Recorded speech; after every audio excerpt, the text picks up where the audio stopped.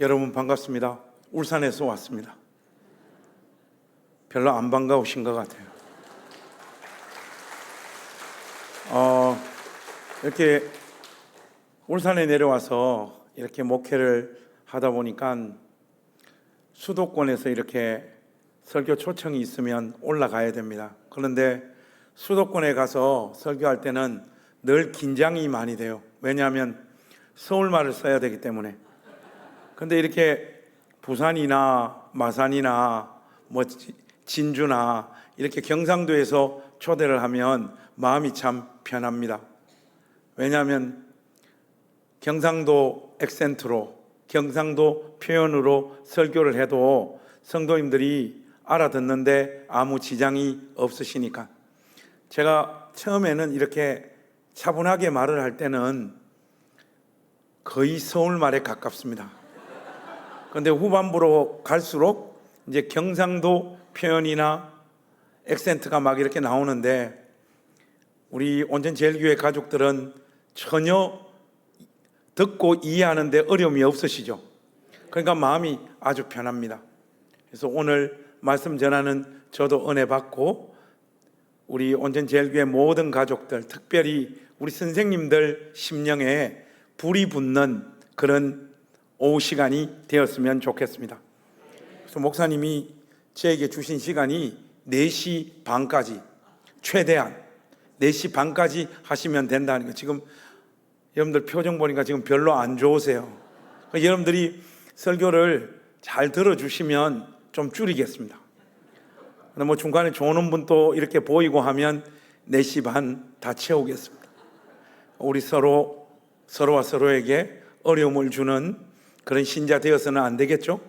자, 그래서 오늘 읽은 이 말씀 가지고 우리 한번 하나님 말씀 살펴보도록 하겠습니다. 여러분, 고대 사회는 정권이 바뀌거나 왕권이 바뀌게 되면 새로 출범한 왕은 직전 정권에 소속되어 있었던 왕의 일가 친척들, 가족들을 기본적으로 숙청하는 것이 일반적인 관례였습니다. 왜냐하면 살려두게 되면 새로 왕이 됐거나 새로 정권을 잡은 그 세력을 흔드는 유력한 인물들이 되기 때문에 그렇죠. 여러분 잘 알다시피 사울과 사울의 아들 요나단은 길보아 전투에 참여했다가 두 사람이 같은 장소에서 장렬하게 전사하게 되죠. 그리고 이제 이 언약의 나라의 왕으로 하나님의 사람이었던 다윗이 등극하게 됩니다. 이 왕의 자리에 오른 다윗이 1절 상반절 한번 보십시오. 다윗이 이르되 사울의 집에 아직도 남은 사람이 있느냐 이렇게 묻고 있습니다. 조금 전에 여러분들에게 설명드린 그 내용을 우리가 기억을 한다고 할 때 다윗이 지금 이 질문을 고대 사회의 삶의 문법대로 하자면 왜 이 질문을 던지고 있습니까? 사울의 집안에 아직도 살아남은 자가 있다라면 내가 그의 목을 치겠다. 이 목적을 달성하기 위해서 이 질문을 하고 있는 것 같습니다.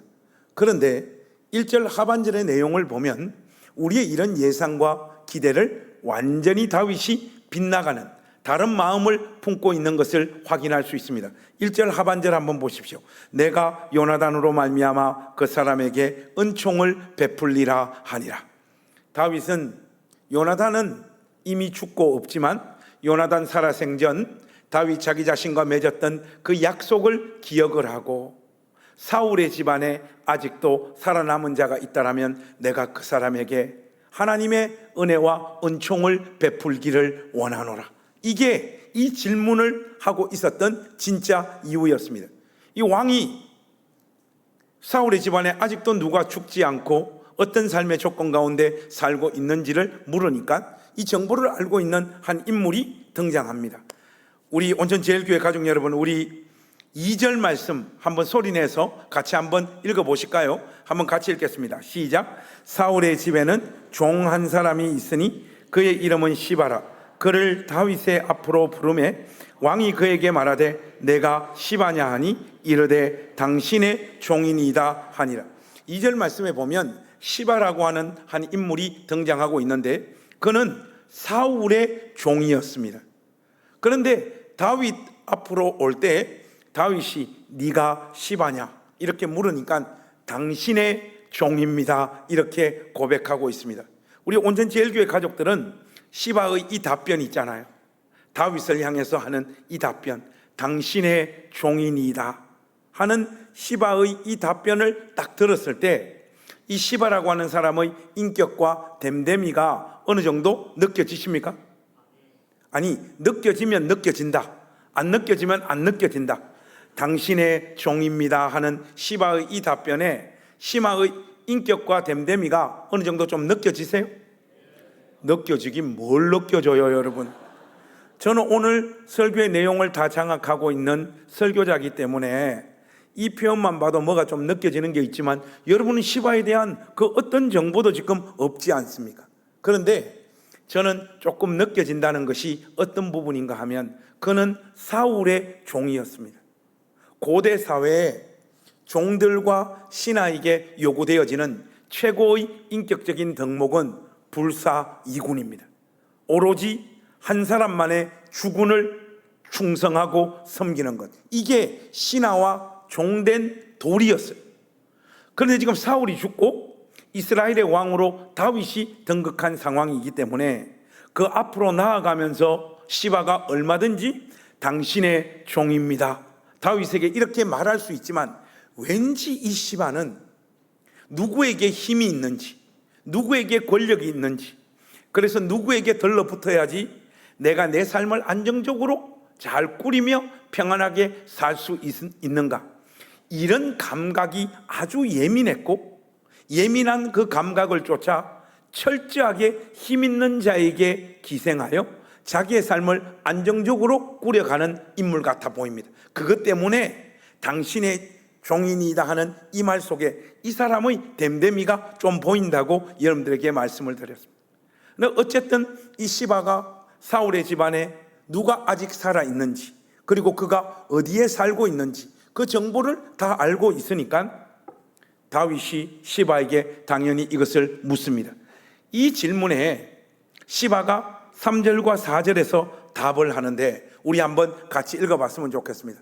특별히 3절과 4절 말씀 읽을 때 우리 온전제일교회 가족 여러분, 4절을 읽으실 때 아무리 정신을 차리고 읽어도 무슨 뜻인지 무슨 의미인지를 잘 알지 못하는 단어가 하나 나올 거예요. 그 단어를 찾으시면서 3절과 4절 말씀 우리 한번 같이 읽어보겠습니다. 같이 읽겠습니다. 시작. 왕이 이르되 사울의 집에 하나님의 은총을 베풀고자 하노라 하니 왕께 아뢰되 요나단의 아들 하나가 있는데 다리 저는 자니이다 하니라. 왕이 그에게 말하되 그가 어디 있느냐 하니 시바가 왕께 아뢰되 로드발 암미엘의 아들 마길의 집에 있나이다 하니라. 다윗이여, 사울의 손자요 요나단의 아들 무비보셋이 아직 죽지 않고 살아 있습니다. 그런데 이 무비보셋은 다리를 저는 자입니다. 이게 1차적인 정보를 제공을 해요. 실질적으로 이 무비보셋은 깐난장이 시절에 난리통의 유모가 이 무비보셋 안고 업고 뛰다가 애를 땅에 떨어뜨리는 바람에 그만 깐난장이 시절부터 양쪽 다리를 다 저는 중증 장애인으로 한평생 살아온 인물이 사울의 손자요 요나단의 아들 무비보셋입니다. 이 무비보셋이 죽지 않고 살아 있습니다. 그 정보를 먼저 제공을 합니다. 그 다음 제가 우리 온전제일교회 가족들에게 내준 숙제가 있습니다. 여러분 4절 말씀을 딱 읽을 때 정신을 차리고 읽는데도 무슨 뜻인지 잘 알기 어려운 단어가 하나 있죠. 그게 뭡니까? 어떤 사람은 암미엘이라 그러시고 어떤 사람은 로드발이라 그러시고, 근데 여러분 암미엘은 사람 이름이니까 아무 뜻이 없습니다. 정답은 로드발입니다. 여러분들이 이 로드발이라고 하는 단어의 의미를 알기 어려운 이유는 히브리어라서 그렇습니다. 여러분 원래 이렇게 읽어야 돼요. 로드발 이렇게 읽어야 돼요. 로는 히브리어 부정접두어예요. 영어로 치자면 not, never 이런 뜻인데, 여러분들 혹시 호세아서를 읽어보시면 호세아 선지자들의 애들 이름이 뭐로 시작합니까? 로로 시작하죠. 로암미, 뭐뭐가 아닌, 사랑받지 못한, 뭐 이런 뜻이잖아요. 이 로가 바로 그런 히브리어 부정접두어예요. 드발은 무슨 뜻인가 하면 목초지란 뜻이에요. 한마디로 목초지가 없는 이런 의미를 지니고 있는 곳, 단어가 로드발입니다. 유목민들에게 있어서 목초지가 하나도 없는 동네에서 산다는 것은 굉장히 척박한 동네에서 살고 있었더라, 그 정보를 제공해 주고 있는 겁니다. 우리 한국 사람 정서에 맞게 좀 번역을 하자면 달동네, 산동네 이런 정도의 의미죠. 부산에 왔으니까 부산 사람들을 좀 놀려먹고 가야 될 것 같은데, 부산으로 치면 동네? 동네는 아닙니까? 동네는 좀 잘 사는 동네입니까? 신평도 아닙니까? 제가 알고 있습니다. 거기에 제 친구가 목회하고 있는데 그 다대포 근처에 신평, 거기는 어려운 사람들이 많더라고. 한마디로 이 로드발 안에 굉장히 척박한 동네의 이미지가 이 단어 속에 담겨 있습니다. 양쪽 다리를 다 저는 중증 장애인으로 이런 척박한 동네 무비보셋은 꾸역꾸역 살고 있는데, 4절 말씀을 계속해서 읽어보면 로드발 암미엘의 아들 마길의 집에 있나이다 하니라. 이런 척박한 동네에도 자기 집이 없어서 암미엘의 아들 마길의 집에 얹혀서 죽지 못해 꾸역꾸역 살고 있었던 인물, 사울의 손자 요나단의 아들 무비보셋입니다. 무비보셋이 지금 가지고 있는 이 모든 삶의 조건들 하나만 우리에게 있어도 그 삶이 너무나 고달프고 버거웠을 텐데, 이 모든 삶의 조건을 다 껴안고 죽지 못해 꾸역꾸역 무비보셋이 살고 있습니다. 이 소식을 듣자마자 다윗은 무비보셋을 당장 내 앞으로 데리고 오라 명령을 내립니다. 그런데 성경은 다윗의 종과 신하들이 암미엘의 아들 마길의 집에 들어닥쳐서 그곳에 숨죽여 살고 있는 무비보셋을 데리고 오는 장면을 기록하고 있지를 않아요. 그런데 우리의 상상력을 조금만 동원을 하자면 그 장면을 충분히 추론할 수 있을 것 같아요. 여러분, 다윗의 종과 신하들이 암미엘의 아들 마길의 집에 딱 들어닥쳐서 그곳에 숨죽여 살고 있는 무비보셋을 향해 왕께서 너를 예루살렘 성 왕 앞으로 데리고 오라고 명령하셨다, 왕의 명령을 받들어라 했을 때 무비보셋이 1차적으로 느꼈을 감정이 뭐였을까요? 한많고 서러운 내 인생, 오늘로 종을 치는구나. 그는 분명히 다윗 앞으로 끌려갈 때 오늘로서 중증 장애인으로 몰락한 왕가의 손자로서 내 삶은 여기서 끝나는구나. 왜요? 고대 사회의 삶의 문법을 당연히 무비보셋도 알고 있었기 때문이죠. 그리고 다윗 앞에 섭니다. 그 무비보셋을 향하여 다윗은 오늘부터 이 무비보셋은 나와 같은 상에서 먹고 마시리라. 죽을 줄 알고 끌려온 무비보셋에게 이 말도 안 되는 은혜와 은총의 메시지를 전달합니다. 여러분, 고대 사회에 왕하고 같은 상에서 음식을 먹고 마시는 사람 누굽니까? 왕자님하고 공주님이죠. 흙수저 중에 흙수저였던 무비보셋의 삶이 한순간 금수저 중에 금수저로 신분이 상승합니다.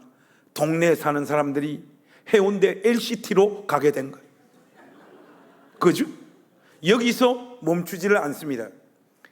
사울에게 속하였던 모든 밭을 무비보셋에게 되돌려주라. 여러분, 직전 왕이었던 사울에게 속하였던 땅이 얼마나 많았겠습니까? 그 모든 땅을 그의 손자 무비보셋에게 되돌려주라. 죽을 줄 알고 끌려왔는데 감당할 수 없는 은혜와 은총의 메시지가 쏟아지니까 8절에 이 절절한 고백을 무비보셋이 토해놓고 있지 않습니까? 여러분들 우리 8절 이 무비보셋의 고백은 우리 한번 같이 읽어보겠습니다. 시작. 그가 절하여 이르되 이 종이 무엇이기에 왕께서 죽은 개 같은 나를 돌아보시나이까 하니라. 여러분, 지금으로부터 약 33년, 34년 전에 우리나라에 무슨 일이 있었겠습니까? 아무리 생각해도 우리나라에 무슨 일이 있었는지 잘 모르시겠죠. 제가 신학대학을 입학했습니다. 제가 신학대학을 입학을 해서 신학교 1학년 때 처음 읽었던 책이 미국의 유명한 강해 설교자인 찰스 스윈돌 목사님의 은혜의 각성이라고 하는 책이에요. 그 책이 이 사무엘하 9장을 가지고 강해 설교 해놓은 책이에요. 그 찰스 스윈돌 목사님이 이 본문을 어떻게 푸는가 하면 다윗의 포지션에 하나님을 대입을 하고 무비보셋의 포지션에 우리를 대입하는 거예요. 이 무비보셋이 지금 고백하고 있는 어찌하여 죽은 개 같은 나를 돌아보시나이까 하는 이 절절한 고백은 아무 조건 없이 한량없는 은혜와 은총을 우리 삶 가운데 쏟아 부으셔서 우리같이 악한 죄인들을 하나님 자녀 삼으신 하나님 앞에 우리가 고백해야 할 우리의 신앙 고백이라고 말씀하시더라고요. 그리고 아무 조건 없이 이 무비보셋에게 은혜와 은총을 쏟아붓고 있는 다윗의 모습을 하나님에게 대입을 해서 이 두 인물을 연결해서 굉장히 은혜스러운 구속사 강해 설교를 스윈돌 목사님이 펼치는데, 저는 신학교 1학년 때 그 책을 읽으면서 이게 설교구나, 하나님 말씀이 총천연색 칼라 텔레비전으로 다가오더라고요. 제가 신학교 가기 전에 교회에서 들었던 설교들은 뭐 은혜로운 메시지들도 있었지만 흑백 텔레비전으로 텔레비를 보는 느낌이었거든요. 우리 선배 목사님을 비하하는 것은 아니지만 그 시절만 하더라도 목사님들이 하나님 말씀을 펴고 설교하실 때 우리 시대처럼 뭐 공부를 많이 한 세대는 아니었기 때문에 목사님들의 설교는 거의 모여라, 돈 내라, 집 짓자, 그리고 좀 흥분하면 전도하자, 어떤 본문을 펴도 이런 설교로 설교가 진행되어졌던 시절입니다. 그런 설교를 듣다가 스윈돌 목사님의 이런 설교를 접하고 나니까 나도 이렇게 하나님 말씀을 전하는 목사가 돼야 되겠다, 그렇게 마음을 먹었죠. 신학 수련을 열심히 했고 유학을 다녀왔고 매주 하나님 말씀을 준비해서 전하면서 30년 넘는 세월이 지나버렸습니다. 그 사이에 저는 찰스 스윈돌의 이 해석에 동의하지 않는 목사가 되어 있습니다. 스윈돌의 이런 설교가 불가능하다는 뜻은 절대로 아닙니다. 그런데 찰스 스윈돌이 사무엘하 9장을 강의하면서 놓치고 있는 게 있어요. 그게 뭔가 하면 사무엘하 9장에서부터 17장은 철저하게 두 인물을 비교하고 대조하고 있습니다. 그 인물을 비교하는 초입이 사무엘하 9장입니다. 그 두 주인공이 누구냐?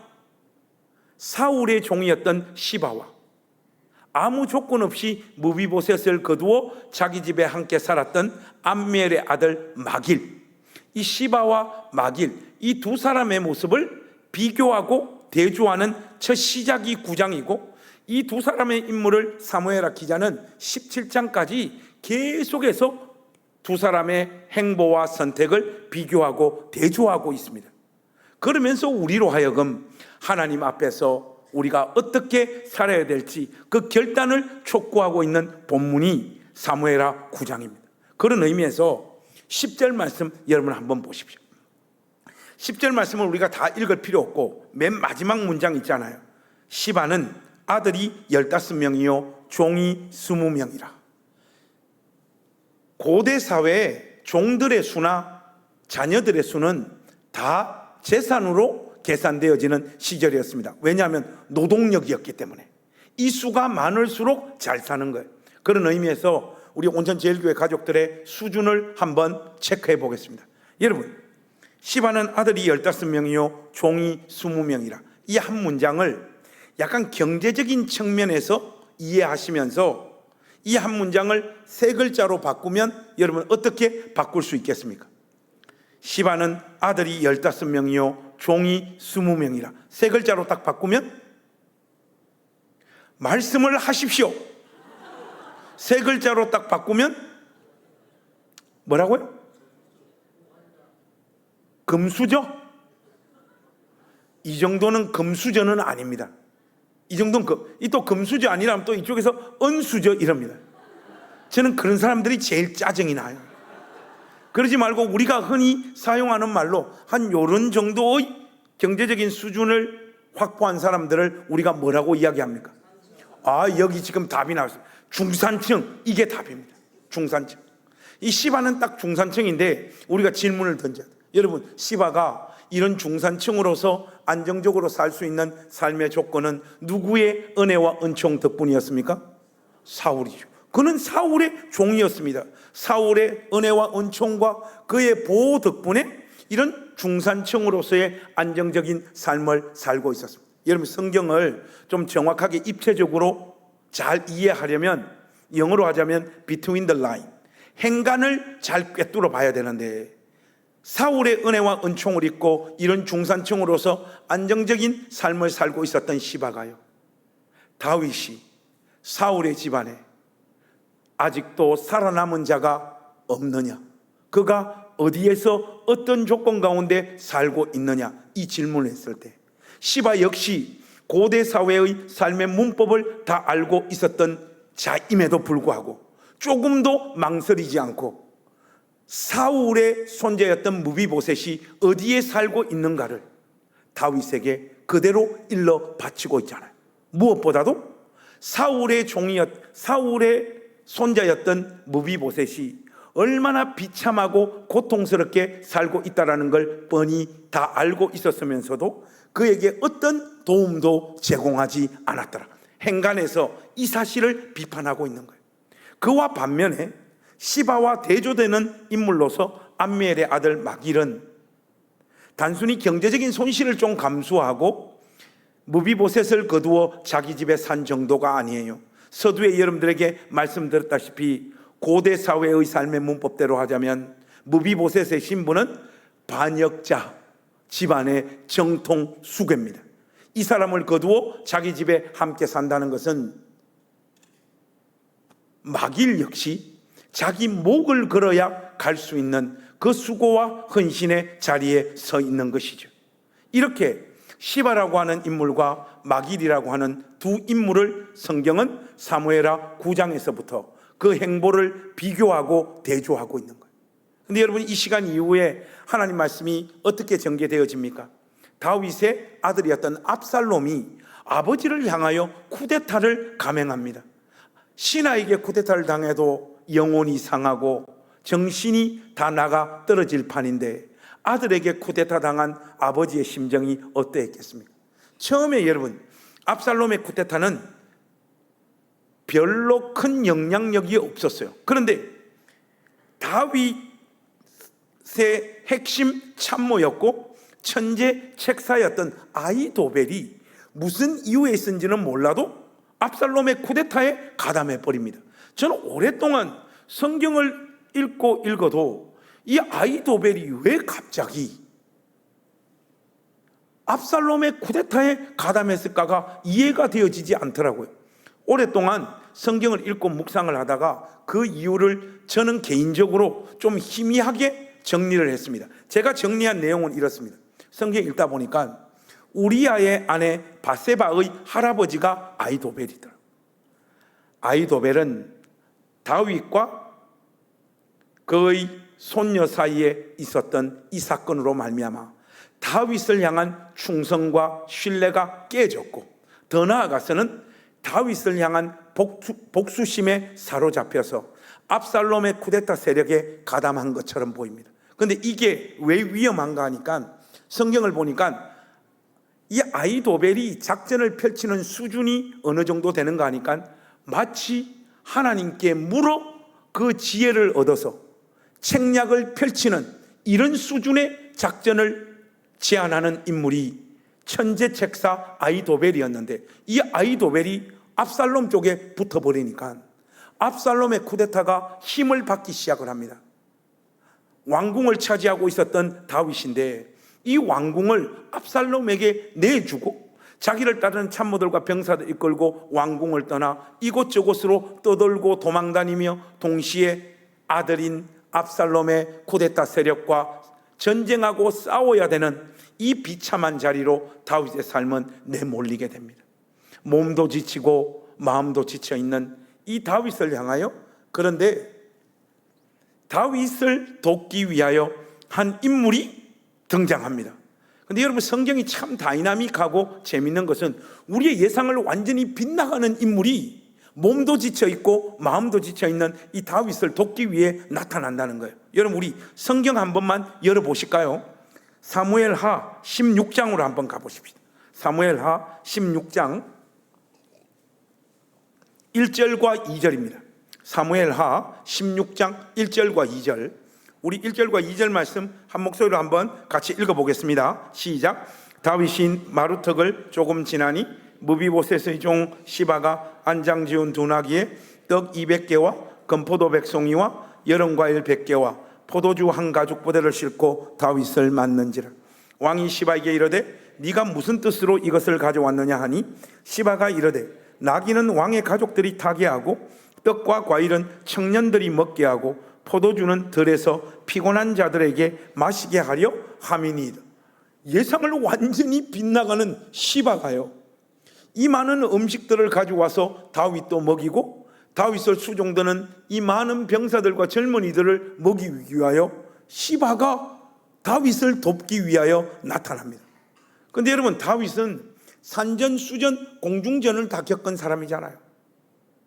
이런 사람들은 보통 어떤 사람하고 앉아서 한 5분, 길게는 1시간 정도 대화를 하면 이 사람의 성격, 이 사람의 지금 영적인 상태, 이런 것들을 정확하게 어느 정도 읽어내는 능력이 생깁니다.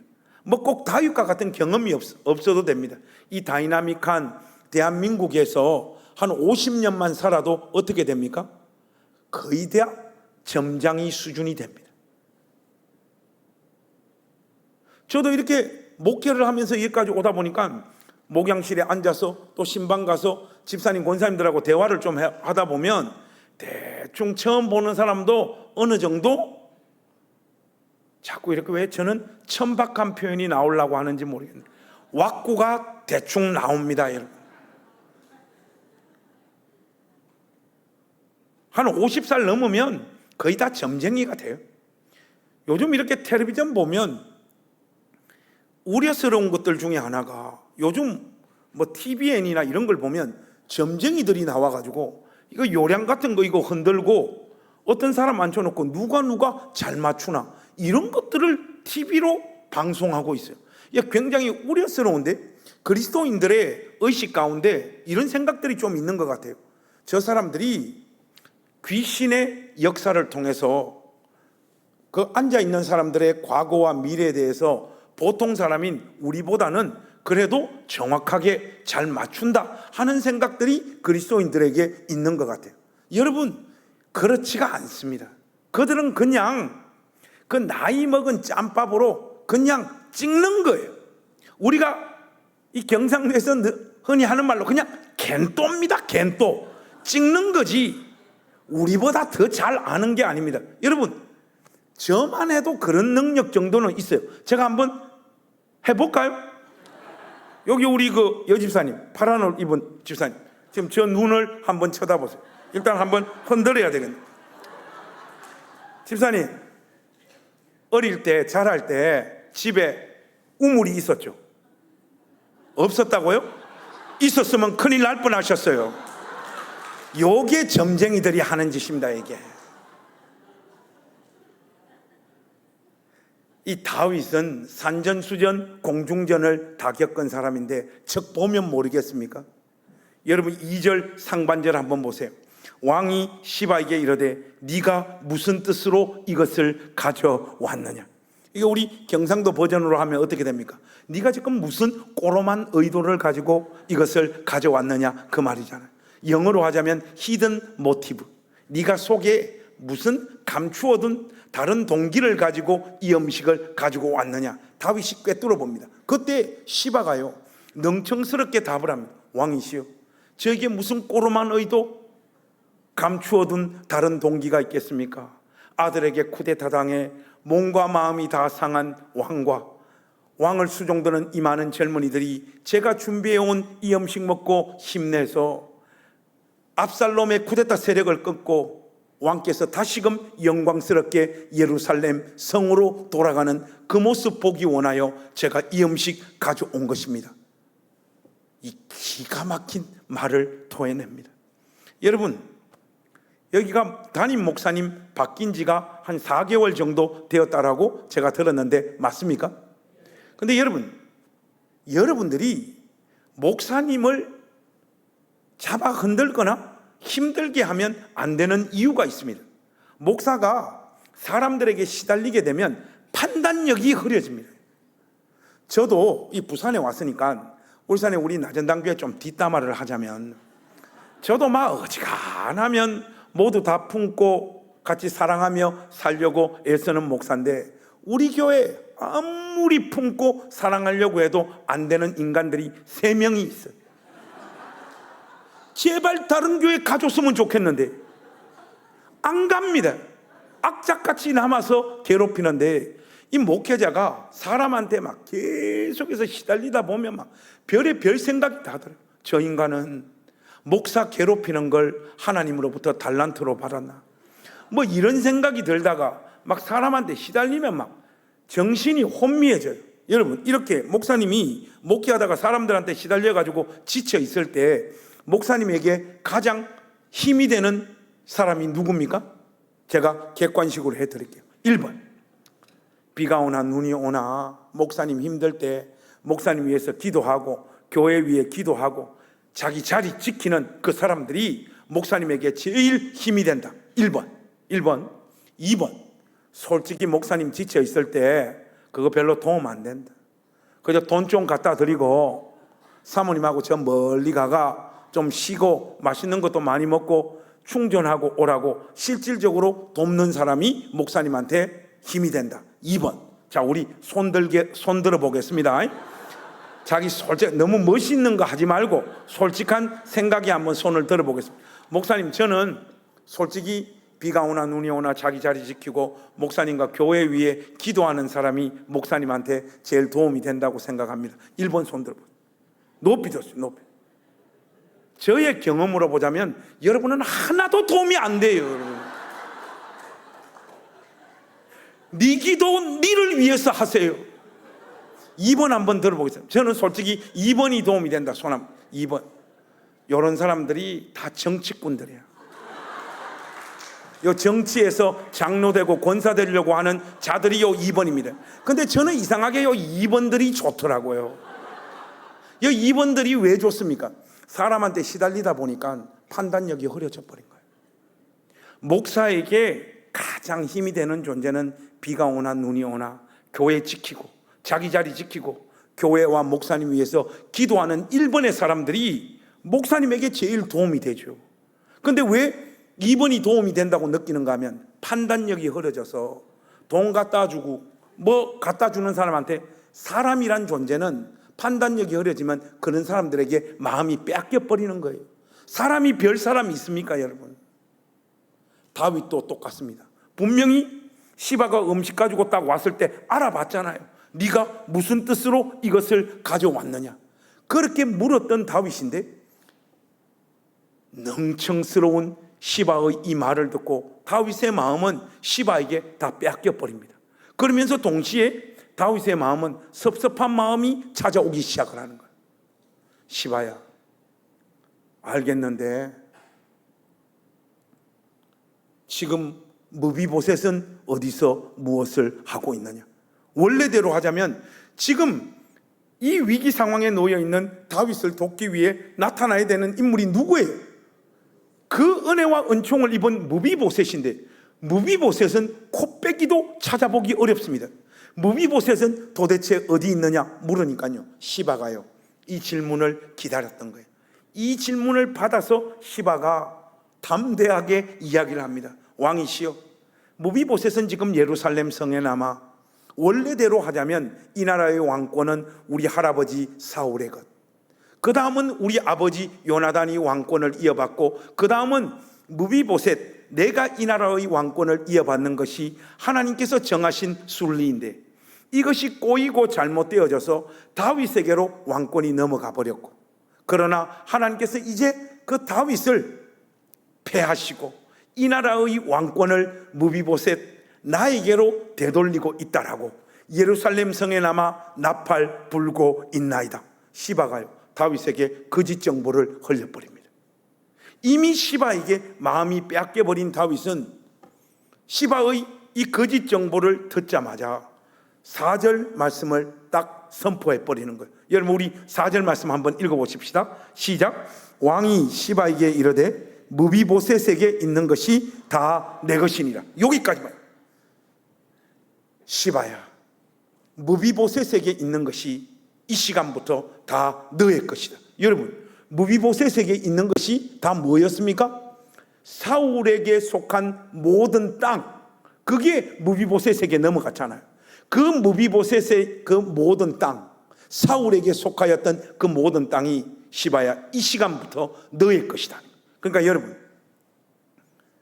무비보셋이 다윗 앞에 예루살렘 성에 도착했을 때, 오늘부터 이 무비보셋은 나와 같은 상에서 음식을 먹고 마시리라. 동시에 사울에게 속한 모든 밭을 무비보셋에게 되돌려 주라 선언했을 때 그 옆에 시바가 있었던 것이 틀림없어요. 사울에게 속한 모든 땅들이 무비보셋에게 넘어가는 그 순간 시바는 그 옆에서 속이 부글부글 끓었던 거예요. 그리고 그 자리에서 결심했던 거예요. 내가 반드시 무비보셋에게 넘어갔던 저 모든 땅을 강탈해 오리라. 그때부터 시나리오를 짜고 계획을 짜고, 순수하지 않은 마음으로 음식을 준비해서 지친 다윗을 찾아가서 먹이고, 온갖 아름다운 말로 다윗의 마음을 빼뜨린 순간, 동시에 거짓 정보를, 무비보셋과 관련된 거짓된 정보를 다윗에게 흘린 다음에 무비보셋에게 넘어간 사울의 모든 땅을 강탈하는데 시바가 성공하고 있는 겁니다. 제가 9장 2절에서 당신의 종인이다 할 때부터 이 새끼 이상하다고 말씀드렸잖아요, 제가. 여러분, 성경은 진짜 읽으면 읽을수록 성령의 영감으로 기록된 책이 틀림없는 것 같습니다. 목사님, 뜬금없이 왜 그런 말씀을 하시냐? 여러분 표정이 그런 것 같은데, 여러분, 성경이 얼마나 기가 막히게 기록되어 있는가 하면, 그 사람 이름만 발음을 하면 그 사람이 어떤 존재인가 저절로 깨달아지도록 기록되어 있잖아요. 시바, 하는 짓이 시바잖아요. 저는 지금 욕을 하고 있는 것이 아니라 성경에 등장하는 사람 이름을 발음하고 있을 뿐입니다. 우리 사는 것도 힘든데 우리 온천제일교회 가족 여러분, 또 우리 선생님 여러분, 이 시간 우리 성경에 등장하는 한 인물 다 같이 발음 한 번만 해보겠습니다. 하나 둘 셋 하면 에브리바디 다 같이 한번 해보겠습니다. 하나 둘 셋. 역시 부산 발음이 살아있습니다. 서울 가서 하니까 시바 이러고 자빠졌습니다. 그렇지가 않습니다. 시바입니다. 이 천하의 죽일 놈입니다. 이런 인물이 시바입니다. 그런데 여러분, 이 시간 이후로 압살롬의 쿠데타는 성공 일보 직전까지 다 다릅니다. 그리고 다윗의 삶은 절체절명의 순간으로 내몰립니다. 권력이 있을 때, 힘이 있을 때나 사람들이 다가와서 왕을 축켜 세우고 왕이여 만세수를 하옵소서 그렇게 까불지, 명시적으로 신분이 왕이라고 하지만 끈떨어진 연신세 되어버린 그 왕에게 누가 충성을 다짐하며 그와 함께 하겠습니까? 하나님의 극적인 개입함이 없이는 압살롬의 쿠데타는 완전 성공하는 바로 코앞에까지 도달하고, 다윗의 삶은 완전히 나락으로 떨어져 있는 소망 없는 인생이 되어 있는데, 이 순간에도 끝까지 하나님의 약속과 하나님의 언약이 다윗에게 있다라는 것을 확신하며 힘과 권세와 모든 것이 사라져버린, 그러나 이 언약의 나라의 진짜 왕인 다윗을 섬기는 사람들이 있습니다. 여러분 16장에서 한 장만 뒤로 넘기시면 17장을 한번 보십시오. 17장 27절 말씀 한번 보시면 좋겠습니다. 17장 27절 우리 한번 다 같이 읽겠습니다. 시작. 다윗이 마나임에 이르렀을 때 암몬 족속에게 속한 나빠 사람 나하스의 아들 소비와 로데발 사람 암미엘의 아들 마길과 노글림 길라 사람 바르실레가, 이 세 사람이 여러분 28절과 29절 한번 보세요. 조금 전에 시바가 가지고 왔던 그 음식의 수준과 양보다 훨씬 더 고급스럽고 많은 음식들을 가지고 끝까지 다윗 편에 섭니다. 하나님께서는 이런 사람들을 사용하셔서 하나님의 사람 다윗에게 주신 그 소명을 끝까지 이루도록 하십니다. 하나님께서 극적으로 압살롬의 쿠데타 세력을 꺾습니다. 성공할 줄 알았던 압살롬의 쿠데타는 실패로 끝이 나고, 하나님의 사람이었던 다윗은 극적인 하나님의 은혜로 말미암아 그 삶이 회복되어져서 예루살렘 성으로 돌아갑니다. 돌아가서 이스라엘 역대 왕들 중에 하나님 앞에서 가장 위대하게 쓰임받고 하나님의 마음에 합한 사람, 이런 평가를 받으며 그의 생애를 마무리합니다. 근데 있잖아요, 다윗이 자기 생애를 마무리할 때 솔로몬 앉혀놓고 마지막에 유언하는 내용이 열왕기상 2장에 나오잖아요. 솔로몬 앉혀놓고 이제 세상을 떠나는 다윗이 자기의 삶과 인생을 다 뒤돌아보면서 처음 하는 유언이 뭡니까? 너는 산의 대장부처럼 강하고 담대하라. 그 유언을 하고 이 유언 저 유언 하고 내려가다가 맨 마지막에 가서 숨이 넘어가는 그 맨 마지막 순간, 자기 인생을 뒤돌아봤을 때 자기 인생에 가장 고마운 사람, 자기 삶을 끝까지 붙들어줬던 그 마지막 순간에, 모든 사람들이 다 떠나는 그 순간에 음식을 들고 왔던 그 세 사람 중에 대표였던 바르실레를 언급합니다. 솔로몬아, 내가 죽고 이 세상을 떠나더라도 너는 끝까지 바르실레의 집안을 끝까지 책임지고 보호하라. 이게 무슨 장면인가 하면, 다윗은 마지막 숨이 넘어가는 그 순간 자기 인생을 뒤돌아봤을 때 제일 고마웠던 사람이 그 마지막 순간에 자기를 찾아왔던 바르실레와 소비와 암미엘의 아들 마길이었던 거예요. 여기서 지금 바르실레만을 언급하고 있는 것은 그가 연장자이기 때문에 성경 주석가들이 한결같이 하는 말이 그거예요. 여기 지금 바르실레를 내가 죽고 난 다음 네가 끝까지 책임지라는 말은 그날 그 자리에 함께 왔던 소비와 암미엘의 아들 마길의 삶도 끝까지 책임지라는 말을, 바르실레를 등장시켜서 말을 하고 있는 것이다. 저는 이게 정확한 해석이라고 확신합니다. 다윗은 숨 넘어가는 그 순간에 자기 인생을 뒤돌아보고 제일 고마웠던 사람, 힘 있을 때 자기 곁에 와서 자기를 축켜 세우고 충성을 다짐했던 사람들이 아니라 자기 삶이 소망이었고 끈떨어진 연신세가 되어져서 다시 회복되어지기 불가능한 그 상황에도 끝까지 자기와 함께하고 자기에게 충성했던 이 세 사람을 기억을 하며 그 사람들의 미래를 솔로몬에게 맡기며 숨을 거두고 있습니다. 이 세 사람 중에 저는 오늘 그 가운데 놓여있는 암미엘의 아들 마길을 통해 우리 온천제일교회 선생님들에게 어떤 메시지를 좀 던지기를 원합니다.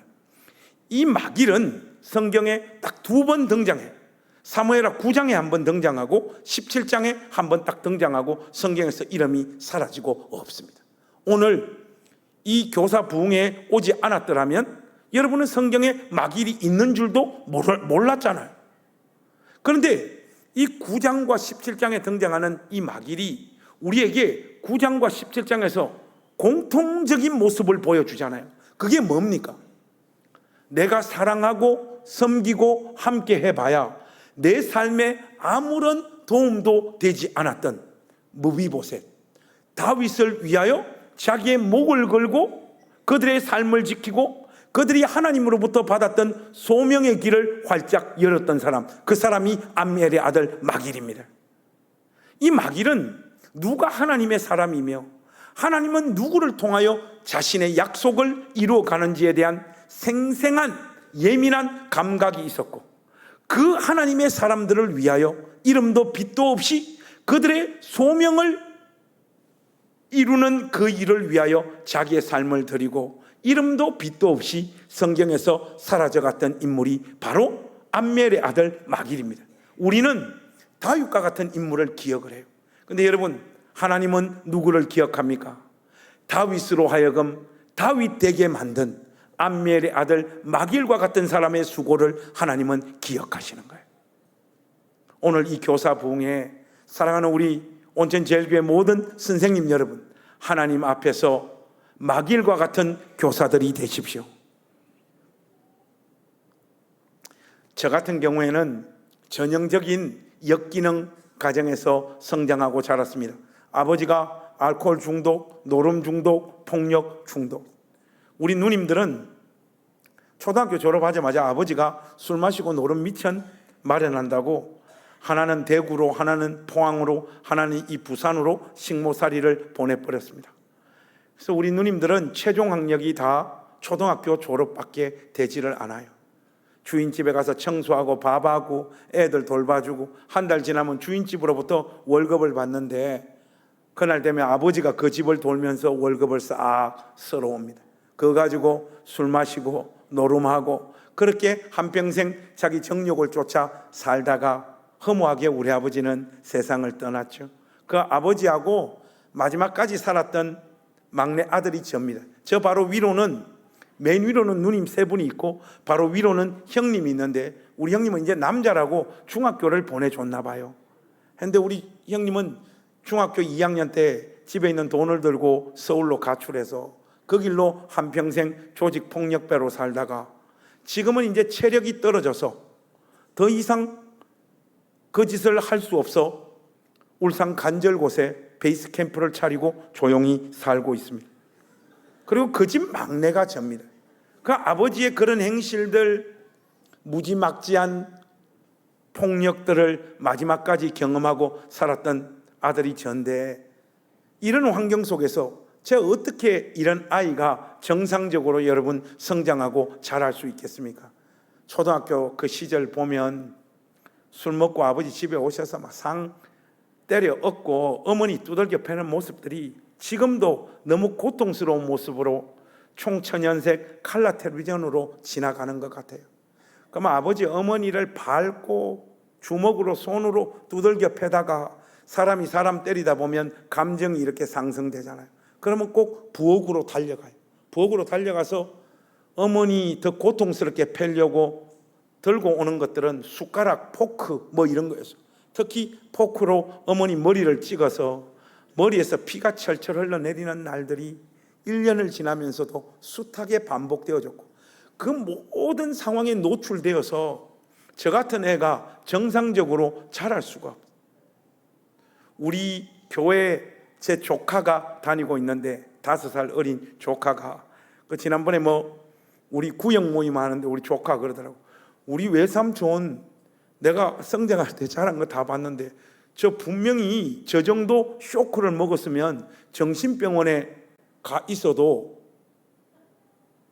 이게 말이 될 정도의 쇼크를 먹은 사람이 저희 강단에서 하나님 말씀을 전하고 있다는 게 자기는 도대체 믿어지지가 않는다. 그러니 이런 환경 속에서 살았으니 제 같은 애가 정상적으로 자랄 수가 없잖아요. 그래서 저는 손버릇이 참 나빴습니다. 울산에는 백화점이 2개나 있는데 부산에는 백화점이 있습니까? 있겠지요. 근데 제가 성장할 때 울산에 그 주리엄 백화점이라고 있었는데, 저는 초등학교 5학년, 6학년 때 그 주리엄 백화점 물건들 다 공짜로 사용했던 사람입니다. 제가 오르락 내리락 하면 아놀드, 파마, 나이키, 프로스펙스, 양말, 가방, 옷 다 제가 싹쓸이 하고 돌아다녔던 사람인데, 한 번은 그 주련백화점 맞은편에 진흥 슈퍼마켓이라고 있었어요. 그 중앙시장에 있는 진흥 슈퍼마켓에 테니스 가방 들고 들어가서 한쪽 라인에 있었던 초콜릿을 싹 썰어가지고 나오다가 현장범으로 붙잡혔어요. 그래서 초등학교 6학년 때 경찰서로 넘어갔는데 초범이고 나이가 어리다고 훈방 조치가 됐는데 집에서 보호자가 와서 진술서 써야지 집에 간다는 거예요. 아버지 뭐 술 마시고 노름하고 있으니 경찰서 올 수가 없고, 우리 어머니 한글을 아는 것도 아니고 모르는 것도 아니고 이러니 뭐 오실 수가 없고, 누님들은 시집 다 일찍 가서 출가 외인이라 울산에 있지도 않고, 그래서 우리 집에는 그 깡패였던 형님이 저를 데리러 왔어요. 그 진술서 쓰고 저를 데리고 집에 가는데, 그 집으로 데려가는 동안 막 질질질질 끌고 가면서 발길질하고 두들겨 패고 사람들 다 쳐다보는데 창피해서 죽겠다. 형님이 저를 끌고 간 곳이 제가 성장하고 자랐던 울산시 우정동 동네 우물가로 저를 끌고 갔어요. 이 쌍놈의 새끼 옷 다 벗으라는 거예요. 형님이 깡패니까 입이 얼마나 험하겠어요. 옷을 다 벗었어요. 완전 빨가 벗었어요. 하니까 형님이 두레박을 던져서 우물에서 물을 한 바가지 이렇게 길러 올리더니 그 물을 제 몸에 확 뿌리더라고요. 안 그래도 추운데 몸에 물이 닿으니까 얼마나 춥습니까? 덜덜덜덜덜 떠니까 형님이 준비한 비장의 카드는 전깃줄 있잖아요. 전깃줄을 손에 감더니 그 가지고 저를 두들겨 패는 거예요. 그러니까 몸에 물을 뿌린 것은 이게 착착 잘 감기라고 그 물을 뿌린, 한 대 맞을 때마다 죽을 것 같은 거예요. 3시간 동안 두들겨 맞고 욕 듣고 훈계 듣고를 반복을 하다가 3시간 동안 얻어 터지고 형님 입에서 나온 말 한마디가 저의 삶과 인생을 바꿔버렸어요. 형님이 3시간 동안 두들겨 패고 난 다음에 이 쌍놈 새끼 내일부터 교회 안 가면 때려 죽여버리겠다는 거예요. 아니 지도 안 가는 교회를 나보고 교회를 가라고 하는 거예요. 우리는 사돈의 팔촌에 예수 믿는 사람이 아무도 없고 교회가 뭔지 저는 몰랐어요. 그게 뭐 하는 데인지. 근데 형님이 무조건 교회를 가라는 거예요. 훗날 알아보니까 제가 이렇게 도둑질하고 돌아다니는 거 형님이 알고 있었던 거예요. 여기 동료 깡패들 모였을 때 우리 형님이 그 동료 깡패들한테 내 동생 저거 어떻게 하면 좋나, 초등학생 다니는 놈이 벌써 도둑질하고 돌아다니고 저러다가 가출하고 몸에 그림 그리고 그러다가 나처럼 조폭될 것 같은데 내 동생 때문에 내가 요새 잠이 안 온다. 그 이야기를 했더니 동료 깡패 형들이 우리 형님 보고 해준 말이, 야 그러면 네 동생 교회 한번 보내봐라. 교회 가면 인간 된다 하더라. 그렇게 이야기를 해준 거예요. 형님이 그 이야기를 듣고 저를 3시간 동안 두들겨 패고 무조건 이번 주부터 교회를 가라고. 근데 형님이 교회에 대해서 나름 연구를 많이 했더라고. 관성아, 헌금 걱정을 하지 마라. 형님이 챙겨줄게. 해서 예수 안 믿는 우리 형님이 챙겨주는 그 헌금 들고 5학년 후반, 6학년 거의 들어갔던 그때부터 교회를 처음 가기 시작을 해서 오늘 이 온천제일교회 와서 하나님 말씀 전하는 이 순간까지 저는 평생 단 한 주도 교회를 빠진 적이 없습니다. 이 참 오묘한 것은 우리 형님은 지금도 교회를 안 다녀요. 그 엄밀히 말하면 제가 기네스북에 올라가야 돼요. 전 세계 최초로 불신자에게 전도를 받아 목사된 사람이 저입니다. 그리고 교회를 갔더니 저 같은 애가 처음 이렇게 교회를 자기 발로 걸어서 오니까 선생님들하고 이렇게 다 좋아라 하시더라고요. 처음에는. 근데 우리 아버지 뭐 방에서 담배 피고 이러다 보니까 저의 옷에는 담배 냄새가 다 배어 있었고, 그런 애가 계속 교회를 오니까 이건 교회 그 온도가 따뜻하지를 않는 거예요. 저처럼 엮이는 가정 속에서 자라 상처 많은 애들은 눈치가 극단적으로 발달합니다. 척 보면 이 사람들이 나를 환영하는지 밀어내는지 기가 막히게 알아내요. 근데 이게 교회 갈 때마다 상처를 받는 거예요. 그래도 뭐 교회 안 가면 형님한테 맞아 죽으니 죽지 못해서 초등학교를 졸업하고 중학교 1, 2, 3학년을 아무 의미 없이 교회를 갔고 교회 갈 때마다 늘 상처를 받았더랬죠. 그리고 고등학교 1학년으로 이렇게 올라가니까 한 아주머니가 저한테 이렇게 다가오시더니 저를 이렇게 꼭 껴안았어요. 그러더니 제 얼굴을 이렇게 보시더니 네가 관성이지? 김관성 맞지? 그러더라고. 예, 제가 김관성인데 하니까 관성아, 선생님이 그냥 하는 말이 아니라 선생님이 사람 좀 볼 줄 아는데 니는 애가 눈빛이 보통 애들하고 좀 다른 거야. 너 커서 엄청나게 큰 인물이 될 것 같아. 웃으시면서 저보고 그러시는 거예요. 근데 여러분, 저처럼 이렇게 상처가 많은 아이들은 이런 말에 쉽게 넘어가지 않습니다.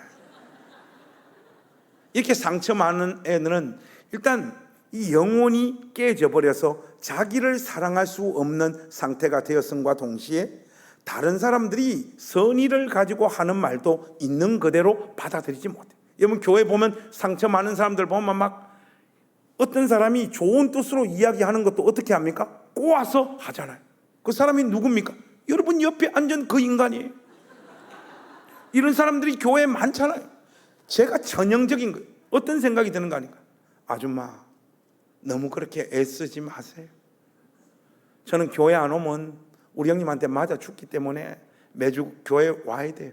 그거 뭐 속에도 없는 이야기 저한테 이렇게 해가지고 기분 좋게 만들어가지고 교회에 계속 오게 만들려고 하는 그런 짓 안 하셔도 됩니다. 저는 속으로 그런 생각을 해요. 그런데 우리 선생님은 한 번 그러고 마시는 것이 아니라 매주 그러시는 거예요. 매주 교회 올 때마다 안아주시고, 관성아, 그냥 하는 말이 아니고 선생님 말 진짜다. 너는 앞으로 커서 큰 인물이 될 것 같다. 만날 때마다 그러시는 거예요. 그분이 저 선생님이 됐어요. 그런데 막 매주 이러시니까 나도 모르게 이게 점점 가스라이팅이 돼지는 거예요. 내가 진짜 그런 자질을 가진 애인가? 이런 생각들이 들고, 저는 성장 과정 속에서 아버지 어머니로부터 우리 아들 이쁘다, 잘한다, 귀하다 이런 칭찬을 단 한마디도 저는 들어보지 못하고 자랐어요. 아버지로부터 물리적인 폭력으로 인한 상처도 컸지만 일상에서 실수하고 잘못할 때마다 아버지 입에서 터져나오는 욕들 때문에 저는 영혼이 더 많이 박살나고 상처를 더 많이 받아요. 여러분, 경상도 욕이 얼마나 무지막지합니까? 지금 갑자기 아버지가 저한테 화가 나면 했던 욕이 몇 마디 생각나는데 그 중에 한마디가 이런 욕이 있어요. 수금포로 배지를 쳐 갈라서 창자를 꺼내가 죽일로. 저는 수금포가 뭔지를 몰랐어요. 수금포가 이게 경상도 말로 삽자루더라고요. 삽으로 배를 갈라서 창자를 꺼내서 죽인. 여러분, 세상에 어떤 아버지가 자식한테 이런 욕을 합니까? 이런 욕도 많이 들었고, 또 아버지한테 많이 들었던 욕들 중에 이런 욕도 있습니다. 대창나무로 눈가리를 쑤시가지고 눈에서 먹물을 빼가지고 죽여. 여러분, 이런 욕에 매일매일 노출된 애는 자기 자신을 사랑하지 못해. 어지간한 어떤 격려들이 들어온다고 해서 이거 회복되고 고쳐지지 않아요. 제가 우리 형님, 누님들 인생을 두고 절대로 욕하거나 조롱하지 않아요. 우리 형님이 중학교 2학년 때 가출하고 인생이 그렇게 흘러가 버린 그 삶을 이렇게 보면 소년이었던 우리 형님이 그 삶의 선택 말고 무슨 옵션이 있었겠어요? 가련하고 불쌍하죠. 저는 간이 작아서 가출하지 못하고 아버지 어머니 품에서 그런 상처를 입고 그냥 자랐던. 그런데 교회 갈 때마다 선생님이 좋은 이야기를 해주시니까 이게 약간 뭐가 이게 간지럽더라고. 이게 뭔가 하면 세포가 완전 죽지는 않은 거예요. 저도 격려받고 잘한다, 귀하다는 이야기를 들으니까 그게 좋은 감각이 조금은 살아 있었던 거예요. 그런데 뭐 그것이 전면적으로 제 삶을 뭐 그렇게 바꾸겠습니까? 꾸역꾸역 교회를 다녔죠. 근데 제가 그 시절만 이렇게 생각을 해도 학교가 참 무지막지했던 시절이었습니다. 그죠? 등록금을 제일 가난했으니 늦게 내면 전교생들이 다 듣는 방송으로 막 때려버리던 시절이죠. 3학년 1반에 누구, 2학년 몇 반에 누구, 1학년 몇 반에 누구 등록금 안 낸 학생들 교무실로 튀어옵니다. 해서 가면 1, 2, 3학년 그 수천 명 중에 등록금 마지막까지 안 낸 애들 4명인가 5명. 그러면 교무 주임이 출석부 가지고 머리 막 꽝꽝 때리면서 이 새끼들 언제까지 등록금 갖다 낼 거야? 임마 돈 안 내면 학교 때려치우든가 임마 하면 그것도 지나가는 선생님들 막 뒤통수 때리고 이 새끼 막 때려치워라 임마. 돈도 없는 놈이 뭔 학교 다니는. 참 보면 야만의 시절이었습니다. 그거 수치, 그 모멸감, 그 선생님들 앞에서 애들 앞에서 그거 당하고 집에 오는 날이면, 울산에는 태화강이 흐르잖아요. 그 태화강 따라서 집에 이렇게 쭉 오면 태화강 형이 부릅니다. 관승아 힘들지? 임마 물 대피 나왔다. 니 내리라 형님이 안아줄게. 태화강이 진짜 불러요. 태화다리 올라가서 그냥 뛰내려 죽어버리고 싶어. 살아본들 내 삶에 무슨 소망이 있어요? 이런 집에서 살아봐야. 집에 가서 등록금 달라고 엄마 아버지한테 이야기하면 돈 놔두고도 안 주냐고 또 두들겨 맞아요. 그 누더기가 된 상황으로 주일 되면 형님이 무서워서 또 교회를 갈 수밖에 없어요. 그렇게 이렇게 교회를 가 있는데, 그 우리 선생님이 관성아 오늘은 분반 공부 끝나고 학생회의실에 조금 남아보라는 거예요. 그래서 애들 다 가고 그 분반 공부 시간이 이렇게 남았어요. 다 가고 학생회의실에 남았는데 좀 있으니까 선생님이 들어오시더라고요. 근데 우리 선생님이 제 몰골을 이렇게 보니까 고등학교를 졸업 안 할 아이처럼 보였던 것 같아요.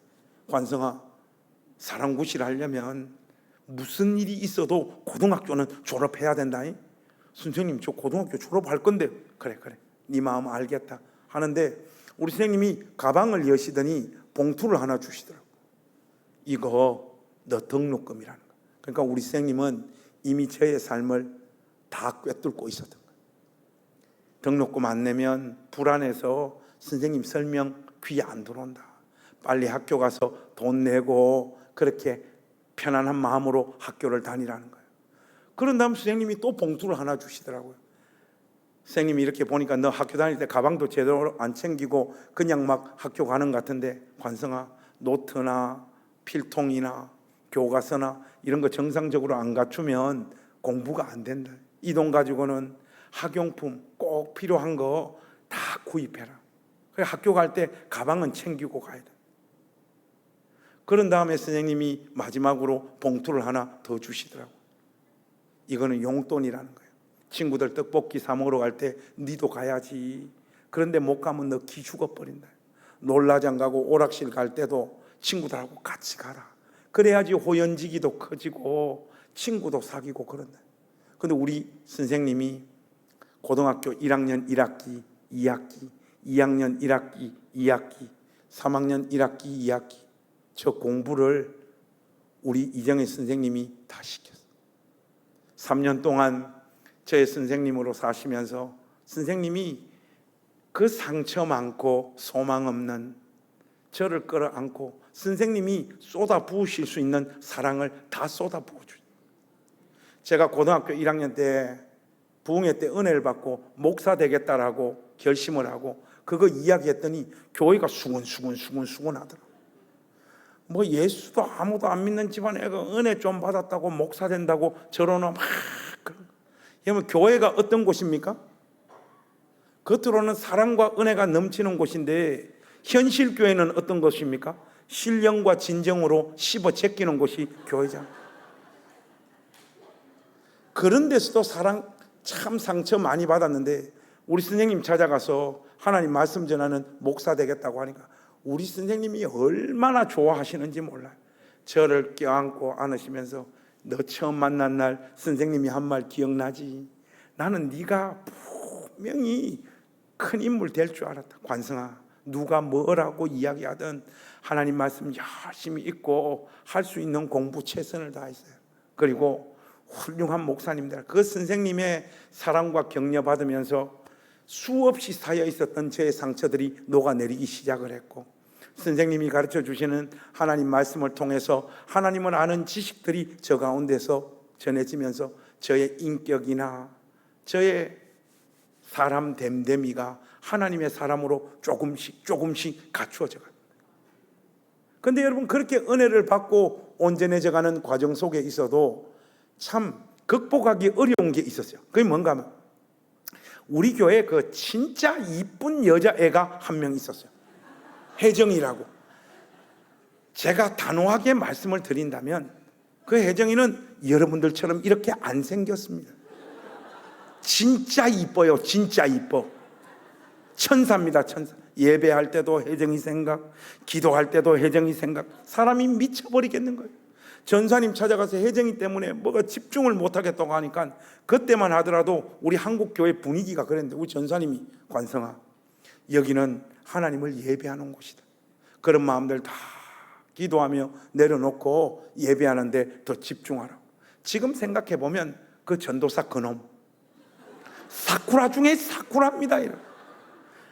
여러분, 고등학교애가 여자애 좋아하는데 아버지 오늘부터 이 마음 내려놓고 주께 집중하기를 원합니다 하면 그게 그렇게 됩니까? 여러분, 말도 안 되는 걸 애한테 그거 시키고. 근데 여러분, 상처 많은 애들은 누구한테 뭐 해달라 부탁을 못해요.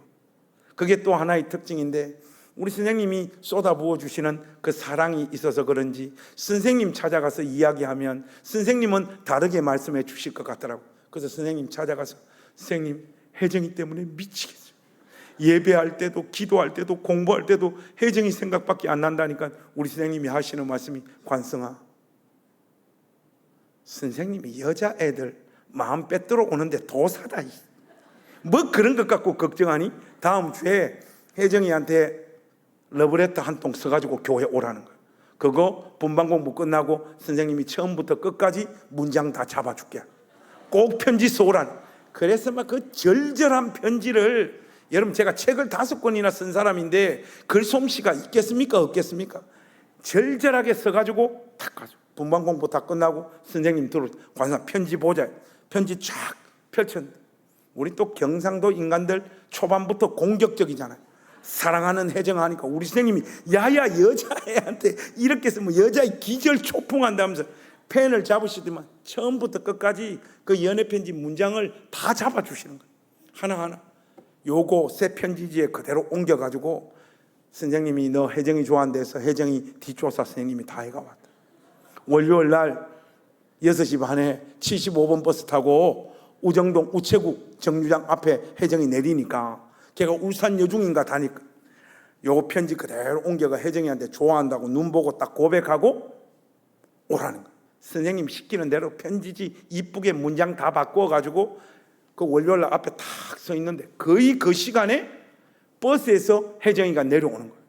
다시 한번 말씀드립니다. 여러분 같이 안 생겼어요. 내려오는데 갔어요. 가서 혜정이한테 좋아한다 말하고 편지 주고 부끄러워서 저는 뛰어서 집으로 도망왔어요. 여러분 그 혜정이 지금 뭔 또 사모님이야 또 지금 딴 놈 만나서 잘 살고 있습니다. 근데 여러분 제가 이 사건을 잊으려도 잊어질 수가 없는 게 우리 선생님이 3년 동안 저를 사랑해 주셨던 방식은 한 선생님이 그 상처 많은 한 소년을 선생님의 시각과 관점에서 사랑해 주셨던 방식이 아니었어요. 그 상처 많고 소망 없는 저의 자리, 저의 수준으로 선생님은 그대로 내려오셔서 저의 고민의 수준, 저의 인식, 그 자리에서 저의 손을 잡고 3년 동안 사랑해 주시고 선생님이 쏟아부어 주실 수 있는 사랑을 다 주시면서 3년이라고 하는 시간이 지나갔던 거예요. 하나님이신 예수님께서 인간의 몸을 입고 우리 가운데 오셔서 우리와 함께 먹고 마시고 같이 사시다가 우리 같은 죄인들을 위하여 십자가에 못 박혀 죽으셨던 그 성육신의 사랑, 그 인카네이션의 사랑이 우리 선생님에게 그대로 있었던 거예요. 저보고 이래라 저래라 한 번도 해본 적이 없었고 그 한계가 많고 삐뚤어지고 상처 많은 그 아이의 수준이 되어서 저의 눈높이에서 저의 손을 잡고 3년이라고 하는 시간을 우리 선생님이 걸어주셨어요. 대전침례신학대학으로 신학수련학으로 떠나기 전날 선생님이 교회에서 좀 보자고 하시더라고요. 그래서 기다렸더니 우리 선생님 오시더니 이런저런 이야기를 하다가 선생님이 저보고 그러시는 거예요. 관성아, 선생님 인생의 전성기가 언제 시작됐는지 알아? 그러시더라고요. 저야 잘 모르지요, 선생님. 시집 갈 때 아닙니까? 아들 둘 낳았을 때 아닙니까? 하니까 그거 내 인생의 전성기가 아니라 나는 결혼해서 원수를 만났다. 그럼 선생님 인생의 전성기가 언제입니까? 하니까 관성이 너 고등학교 1학년 때 너 만나고 너의 선생님 되어서 3년 동안 너와 같이 살고 너에게 하나님 말씀 전하며 살았던 이 3년이 선생님 인생의 최고 전성기였고 최고 행복한 날들이었다. 그러시면서 우리 선생님이 가방에서 돈을 꺼내시더라고요. 이게 뭔가 하니까 제가 고등학교 1학년 때 목사 되겠다고 우리 선생님한테 말씀드렸을 때 그때부터 우리 선생님은 제 삶을 예측을 했던 거예요. 얘 분명히 신학교 가게 되면 또 거기 가서 밥 굶고 등록금 가지고 또 고민하고 책도 제대로 못 사보면서 공부 어떻게 하겠나, 아르바이트나 하다가 신학교 시절 다 보낼 것 같다. 그렇게 우리 선생님 예상을 하고 그 3년 동안 모았던 돈이었어요. 그 돈을 저한테 주시면서 성도들 죽기까지 사랑하는 그런 목사님 되라. 선생님 너를 위해서 기도할게.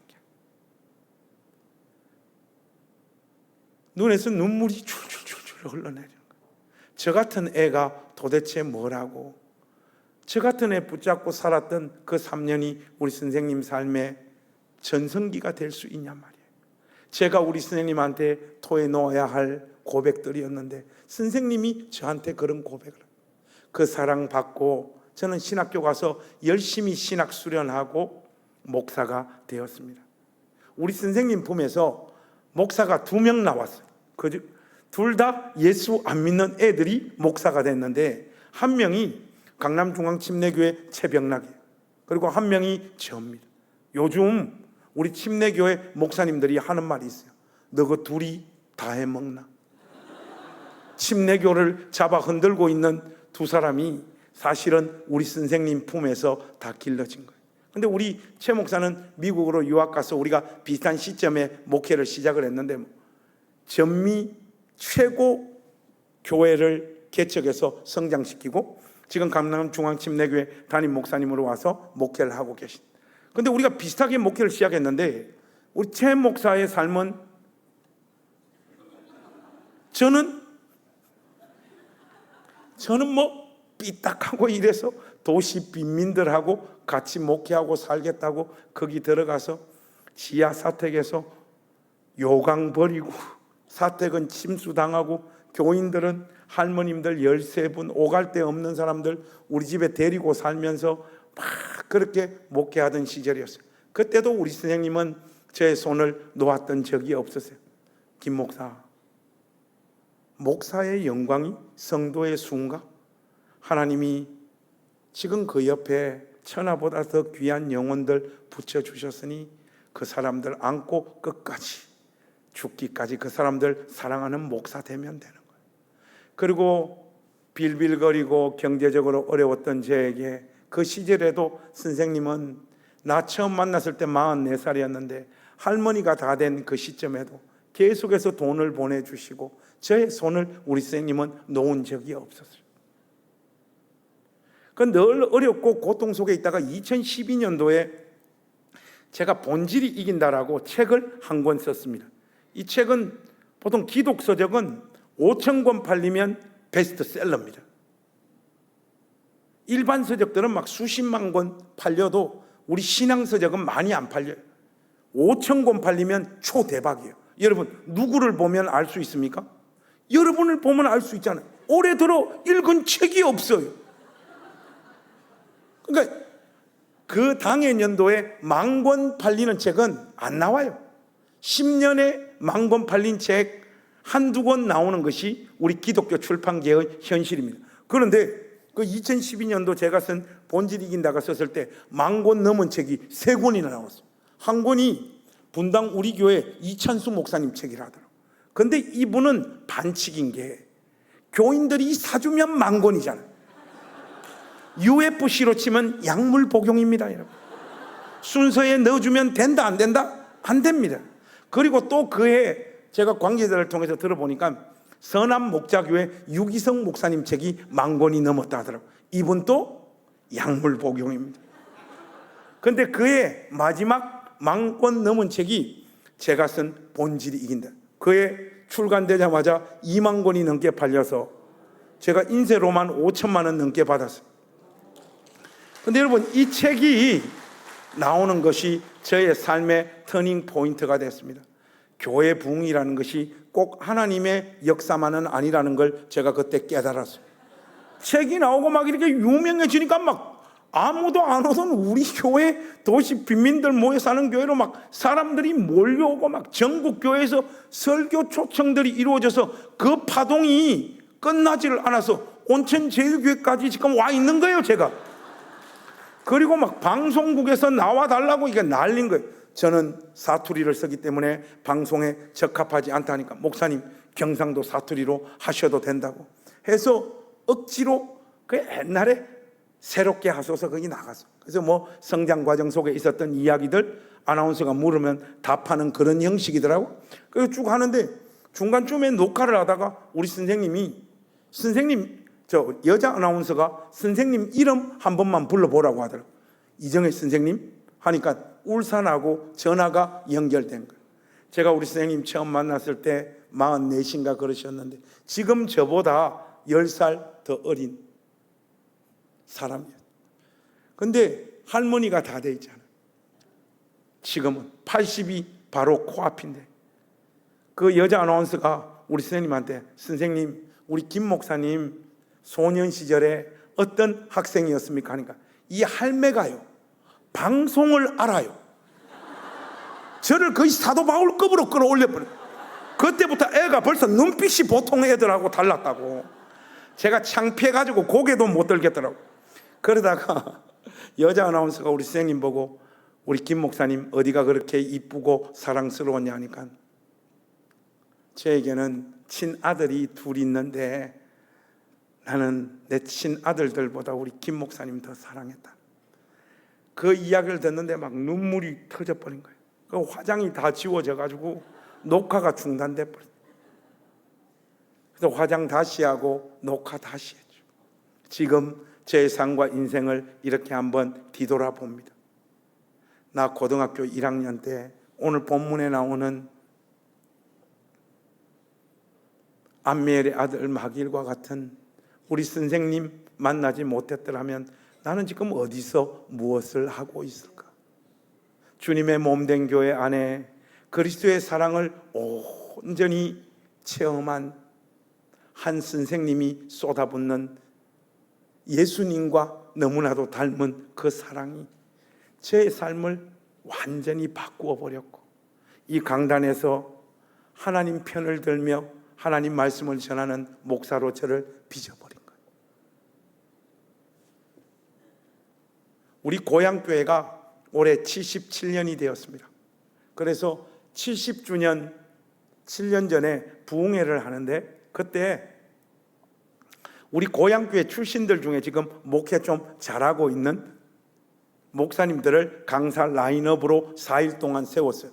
첫째 날이 강남중앙교회 최병락, 그 둘째 주가 우리 고향교회를 목회했던 고용남 목사님, 셋째 날 목사님, 마지막 날 강사가 저였어요.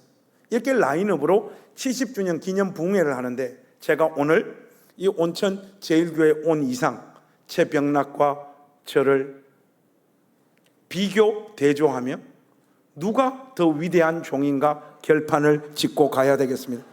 우리 온천 제일교회 가족 여러분, 부흥의 진짜 강사는 첫째 날 강사입니까? 아니면 마지막 날 강사입니까? 잠깐만 계세요. 잠깐만 손들기 한번 해보겠습니다. 목사님, 제가 생각할 때는 첫째 날 강사가 진짜 강사인 것 같습니다. 손 한번 들어주세요. 눈치가 겁나게 빠르십니다, 여러분. 마지막 날 강사가 진짜 강사라고 생각합니다.